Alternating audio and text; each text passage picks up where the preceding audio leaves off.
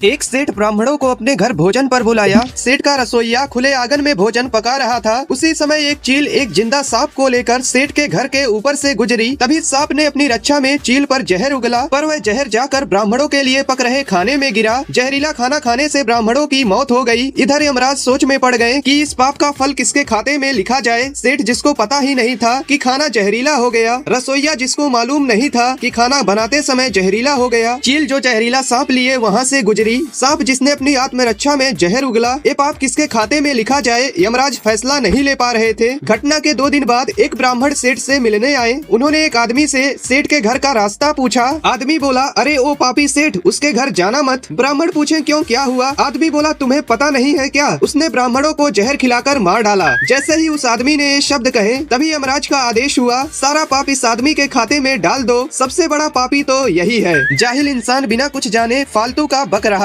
एक गांव में एक मुर्गा रहता था। वह रोज सुबह आवाज देकर गांव वालों को जगाया करता था। एक दिन जंगल से आए एक गीदड़ की नजर उस मुर्गे पर पड़ गई। मुर्गे को दबोचने के लिए गीदड़ ने एक उपाय सोचा। गीदड़ मुर्गे के पास जाकर बोला, यार तुम्हारी आवाज बहुत सुरीली है। गीदड़ की बात सुनकर मुर्गा फूला न समाया, वह और जोर जोर से चिल्लाने लगा। इसी बीच मौका पाकर गीदड़ ने मुर्गे को दबोच लिया और जंगल की ओर भागने लगा। मुर्गे को मुंह में दबोच कर गीदड़ को भागते हुए गाँव वालों ने देख लिया। वे डंडा लेकर गीदड़ को मारने के लिए दौड़े। गीदड़ डर के मारे और तेजी से भागने लगा। तब मुर्गे को गीदड़ के चंगुल से निकलकर भागने का एक उपाय सूझा। उसने गीदड़ से कहा, ये गांव वाले मेरी वजह से तुम्हारा पीछा कर रहे हैं, तुम उनसे कहो मैं सिर्फ तुम्हारा हूँ, उनका नहीं, वह तुम्हारा पीछा करना छोड़ देंगे। गीदड़ मुर्गे की बातों में आकर बोलने के लिए जैसे ही अपना मुंह खोला, मुर्गा उड़कर गाँव वालों के पास चला गया। दोस्तों, ये कहानी हमें निगेटिव सिचुएशन में भी बुद्धिमानी से काम लेने की सीख देती है। जंगल में एक गधा रहता था। गधा जो कुछ भी कहता वह सच में हो जाता था। एक दिन हिरण से गधे का बहस हो गया। गधे ने हिरण से कहा, अभी तेरा एक पैर कट जाएगा। हिरण का एक पैर कट गया। जंगल का राजा शेर भी वहीं खड़ा था। उसने कहा, गधे तूने बहुत गलत किया। गधा बोला, शेर तूने हमारे बीच में बोलकर गलती की है, इसलिए अभी तेरा पूंछ कट जाएगा। शेर का पूंछ कट गया। इस तरह गधा जो कुछ भी कह देता वह सच साबित होता। गधा खुद को सबसे बुद्धिमान और शक्तिशाली समझने लगा। वह अब जंगल के जानवरों को परेशान करने लगा। गधे ने खुद को जंगल का राजा भी घोषित कर दिया। सभी जानवर गधे से तंग आ गए थे, लेकिन कोई उससे पंगा नहीं लेता था। एक दिन एक बुजुर्ग कछुए के दिमाग में गधे से पीछा छुड़ाने का एक आइडिया आया। उसने जंगल के कुछ जानवरों को बुलाया और एक लेटर लेकर गधे के पास पहुंच गया और बोला, महाराज, दूसरे जंगल के राजा ने आपके लिए यह लेटर भेजा है। गधे ने कछुए से वह लेटर लिया और पढ़ने लगा। उसमें लिखा था कि अभी 2 हाथी आएंगे और मुझे इतना मारेंगे कि मेरी मौत हो जाएगी। गधे ने जैसे ही ये कहे, तभी 2 हाथी वहाँ आ गए और उन्होंने गधे को इतना मारा कि उसकी मृत्यु।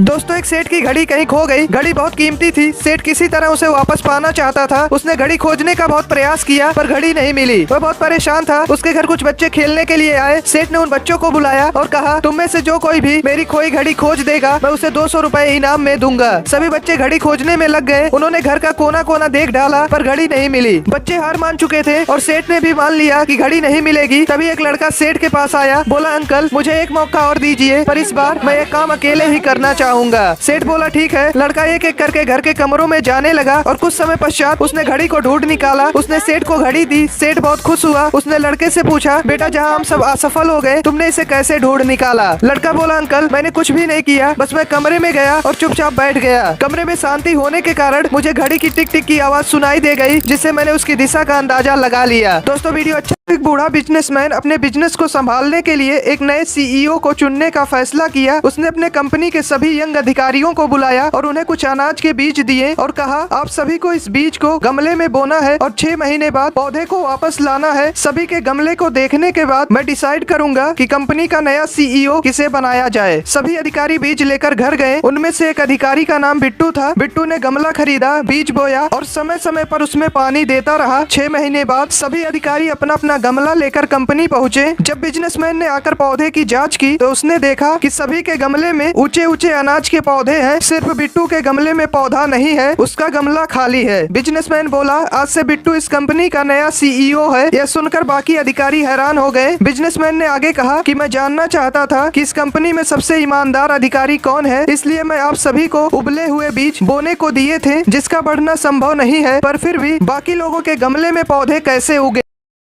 एक परिवार में 5 बहन थी।